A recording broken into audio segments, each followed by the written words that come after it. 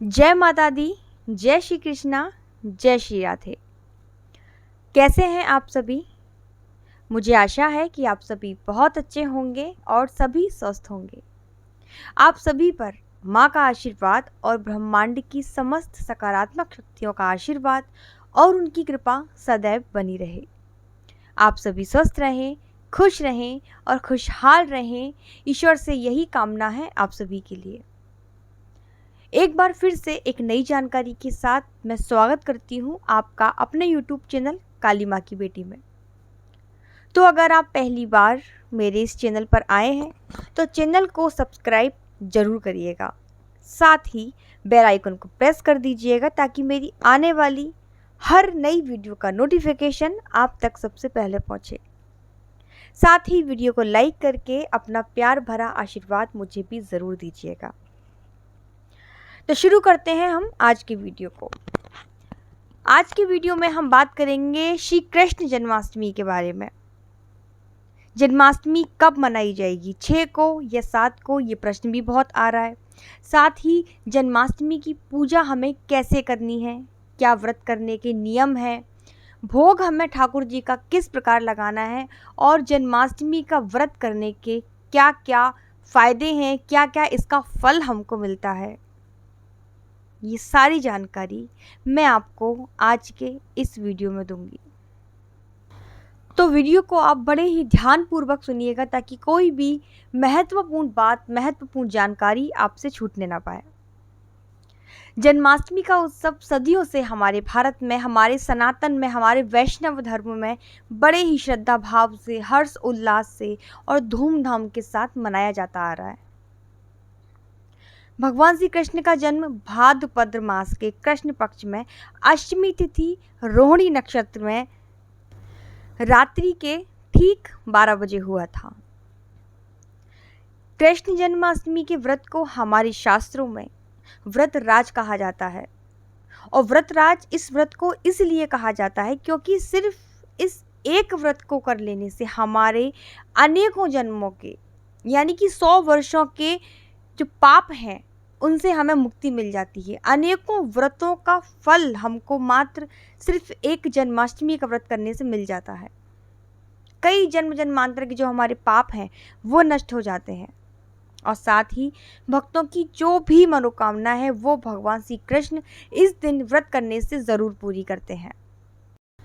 खासकर जिन दंपतियों को संतान नहीं है, जिनकी गोद सूनी है, उन दोनों पति पत्नी को मिलकर श्री कृष्ण जन्माष्टमी के व्रत को अवश्य करना चाहिए। सिर्फ इस व्रत को कर लेने से श्रद्धापूर्वक, जिस प्रकार मैं आपको व्रत बताऊंगी, अगर इस प्रकार से आप श्री कृष्ण जन्माष्टमी का व्रत करते हैं तो आपको निश्चित ही संतान की प्राप्ति होगी। तो अब मैं बताती हूँ आपको कि व्रत आपको कैसे करना है, पूजा आपको कैसे करनी है और किस प्रकार से आपको व्रत वाले दिन संकल्प लेना है। उससे पहले मैं आपको बता देती हूँ कि जन्माष्टमी वृंदावन के अंदर 7 तारीख को ही मनाई जाएगी। तो आप भी जन्माष्टमी 7 तारीख को ही मनाएं, नंदोत्सव आप 7 तारीख को ही मनाएं, ठीक है। अब हम बात करते हैं कि व्रत आपको कैसे करना है, क्या क्या नियम रहेंगे और व्रत का जो पूजा का शुभ मुहूर्त है वो क्या रहेगा। सबसे पहले तो आपको व्रत वाले दिन ब्रह्म मुहूर्त में सुबह ही उठ जाना है और स्नान आदि से निवृत्त होकर आपको पीले रंग के वस्त्र धारण करने हैं। अब पीला रंग इसलिए पहनना है क्योंकि पीला रंग भगवान कृष्ण को बहुत ज़्यादा प्रिय है। तो आप जितना ज़्यादा हो सके इनकी पूजा में पीले रंग का इस्तेमाल ही करें, जैसे कि पीले रंग के पुष्प हो गए, पीले रंग के वस्त्र हो गए और पीले रंग का भोग हो गया, पीले रंग के ठाकुर जी के गहने हो गए। हर चीज़ में आपको पीले रंग का इस्तेमाल ही करना है।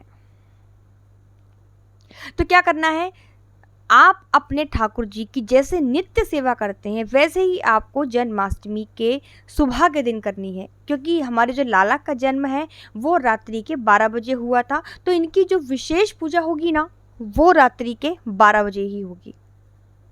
तो सुबह में आप लड्डू गोपाल जी को स्नान कराइए, उनको सुंदर से वस्त्र पहनाइए, धूप दीप नैवेद्य पुष्प के साथ आप उनका पूजन करिए, उन्हें भोग लगाइए और व्रत का संकल्प लीजिए। व्रत का संकल्प आपको कैसे लेना है अब मैं वो आपको बताती हूँ। व्रत का संकल्प लेने के लिए आपको अपने दाएं हाथ में जल, पुष्प, अक्षत लेना है।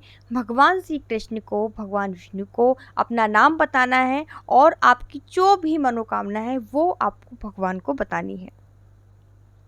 इसके बाद उनसे अपने परिवार की खुशहाली के लिए प्रार्थना करनी है। अपने परिवार पर कृपा बनी रहे ऐसी प्रार्थना आपको भगवान श्री कृष्ण से करनी है और जो संकल्प का जल आपने हाथ में लिया हुआ है उसे भूमि पर छोड़ देना है।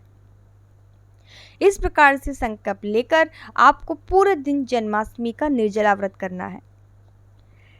देखिए, जन्माष्टमी का जो व्रत है वो निर्जला ही किया जाता है, लेकिन अगर आप में सामर्थ्य नहीं है, आपको कोई बीमारी है या आप भूखे नहीं रह सकते, आप प्यासे नहीं रह सकते, तो आप निर्जला व्रत ना करके आप फलाहार कर सकते हैं।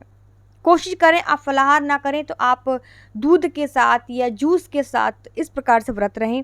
लेकिन अगर आप में क्षमता है तो आप इस व्रत को निर्जला ही करें। आपकी कोई खास मन्नत है, कोई खास मनोकामना है तो आप इस व्रत को निर्जला ही करें। पूरे दिन, व्रत वाले दिन आपको किसी की भी बुराई नहीं करनी, चुगली नहीं करनी और सिर्फ आपको कृष्ण कृष्ण कृष्ण या राधा राधा राधा या हरे कृष्णा महामंत्र का मन ही मन जाप करना है, या फिर आप ओम नमो भगवते वासुदेवाय इस मंत्र का भी आप जाप कर सकते हैं।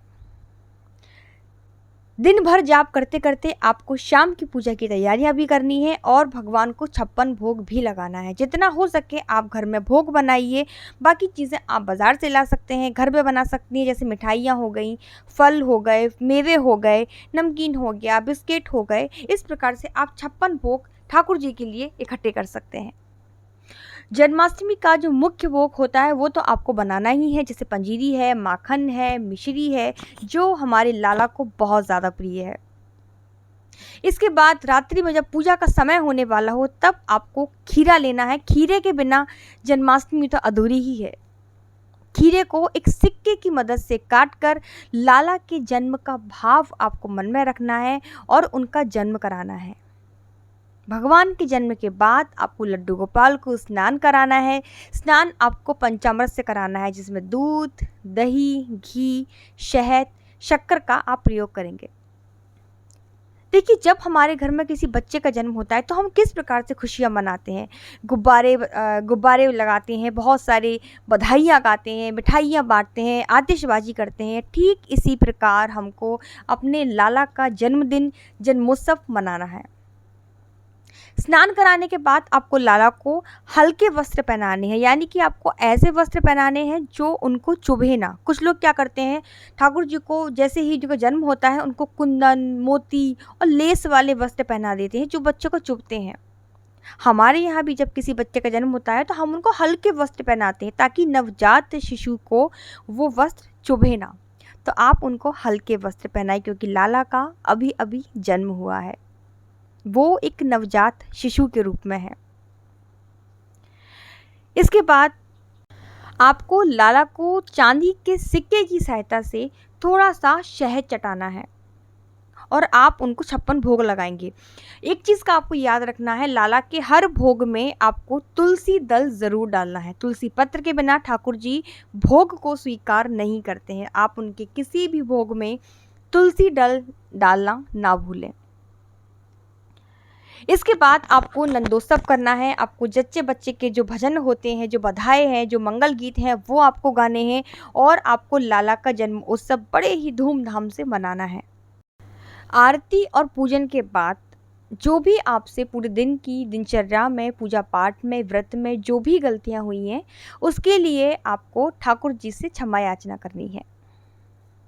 व्रत के अगले दिन आप नंदोत्सव भी करवा सकती हैं। इसमें आप लाला को सुंदर सुंदर वस्त्र भी पहना सकती हैं, उनका सुंदर श्रृंगार भी कर सकती हैं और आप मटकी फोड़ जो आयोजन होते हैं, तुलादान, गाय दान, ये सब भी आप अगले दिन कर सकती हैं। तो ये थी मेरी आज की जानकारी। मुझे आशा है कि आपको वीडियो पसंद आया होगा। जानकारी अच्छी लगी तो वीडियो को लाइक ज़रूर करिएगा। कमेंट में सभी को जय श्री कृष्णा, राधे राधे ज़रूर लिखना है। आप सभी को कृष्ण जन्माष्टमी की नंदोत्सव की बहुत बहुत शुभकामनाएं। जय माता दी, जय श्री कृष्णा, राधे राधे।